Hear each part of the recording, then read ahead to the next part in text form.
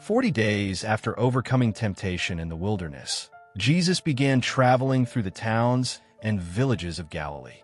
Crowds followed him, expecting a king who would defeat Rome with swords and armies. But Jesus came with a different mission. He came to change hearts before changing the world. Everywhere he went, he welcomed people whom society ignored. The poor, the sick, the lonely, and even those rejected by others found hope in his presence. He looked beyond wealth, status, and appearance. He saw the value of every human life. One day, Jesus called 12 ordinary men to become his disciples. They were not famous scholars or powerful leaders. They were fishermen, a tax collector, and everyday workers. Jesus wanted to prove that God could use ordinary people to accomplish extraordinary things. He walked with them every day.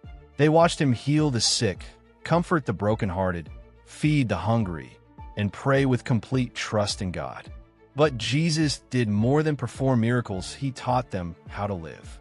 He told them, "Love one another as I have loved you." It sounded simple, but it changed everything. The disciples learned that real strength is shown through kindness, patience, and forgiveness. When someone insulted them, Jesus did not teach revenge. He taught mercy. When people hated them, he taught them to answer hatred with love. One afternoon, the disciples began arguing about who would become the greatest among them. They dreamed of power and honor. Jesus quietly called them together. Instead of giving a lecture, he knelt down and washed their feet, the job usually done by a servant. The room became silent. The disciples could hardly believe what they were seeing. Jesus looked at them and said, "Whoever wants to become great must become the servant of others." That moment changed their understanding forever. Jesus wanted them to know that leadership is not about controlling people. True leadership is serving people with humility. As the days passed, Jesus continued teaching them. He reminded them not to worry endlessly about tomorrow. "Look at the birds," he said. "They do not store food in barns, yet God feeds them." His lesson was not to stop working. It was to trust God while faithfully doing the work placed before them. He also taught them about forgiveness. Peter once asked, "Lord, how many times should I forgive someone?" 7 times. Jesus answered, "Not 7 times, but 77 times. His message was clear.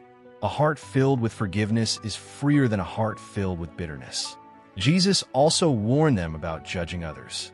He said that before pointing out someone else's mistakes, they should first examine their own hearts. Humility always comes before wisdom. Many people expected Jesus to build a kingdom with armies. Instead, he built a kingdom of faith, truth, and love. Even after his crucifixion and resurrection, his disciples remembered every lesson he had taught them. Those ordinary men traveled across nations, sharing his message. History remembers them not because they were rich or powerful, but because they lived the way Jesus taught them to live. Today, the same lessons still matter. Be honest even when it is difficult. Forgive even when it hurts. Help people who cannot repay you. Trust God in difficult seasons. Use your talents faithfully. Treat every person with dignity. Choose love over hatred. These teachings have inspired millions of people across generations.